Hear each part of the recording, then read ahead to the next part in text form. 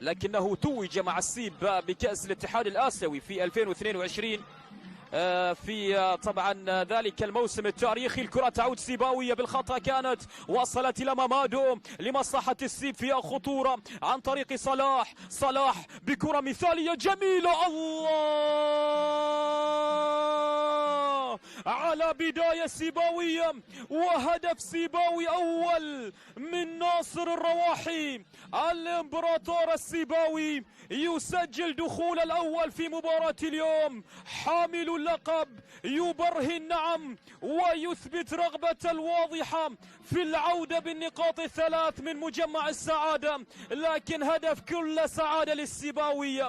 هدف جميل بتمريرة صلاح اليحيائي وراسية ناصر الرواحي. شوف الكرة الماضية بالخطأ كانت من دفاعات النصر، وصلت إلى مامادو ثم صلاح. هل تعود النسخة الأفضل من صلاح؟ مثالية من صلاح وراسية بعد ذلك. شوف الافتكاك من عبد الله فواز ثم مامادو إلى صلاح اليحيائي. العقل المدبر صلاح وراسية الرواحي بكل هدوء نعم يضعها في الشباك النصراوية ويسجل الهدف الأول. ونتمنى في أن تحذو بقية المجالس الجماهيرية حذو نادي النصر. نتمنى أن يعود جمهور السيب. بصراحة في السنوات الماضية كان علامة فارقة في دورينا جمهور نادي السيب.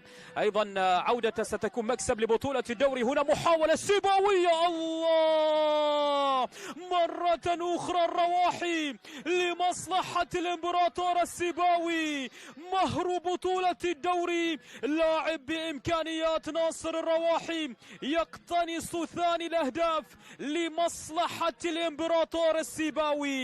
نعم هدف سيباوي ثاني يسجل في هذه اللحظات أيضا بواسطة ناصر الرواحي، يعتلي صدارة الهدافين. 5 أهداف أيضا من صلاح، وراسية من ناصر.